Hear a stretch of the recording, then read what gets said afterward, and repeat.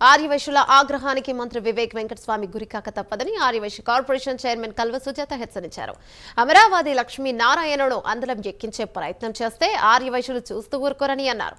ఆర్యవైశ్య మహాసభ పేరు చెప్పుకుని నియంతృత్వంగా వ్యవహరిస్తున్న లక్ష్మీనారాయణపై ఆర్యవైశ్యులు తీవ్ర స్థాయిలో ఆగ్రహాన్ని వ్యక్తం చేశారు.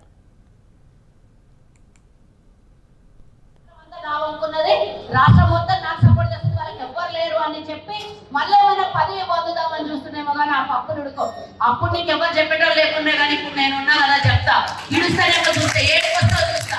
ఇప్పుడు వివేక్ గారిని పట్టుకున్నారు బినా పొందులేస్తే. ఇట్లా నేను చెప్పాలో వద్దో నాకు తెలియదు కానీ ఓపెన్ గా చెప్తున్నా, వివేక్ గారి ఇంటికి వెళ్ళి చెప్పండి, మా రాష్ట్రాన్ని ఫస్ట్ పెట్టించి మా ఆర్యవైశ్యుల్ని ఇబ్బంది పెట్టినటువంటి వ్యక్తికి మీరు బాగా దగ్గర తీస్తున్నారు.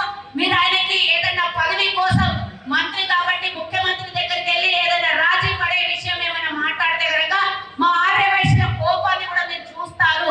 మేము ఆయన మీద పోరాటం చేస్తున్నాము.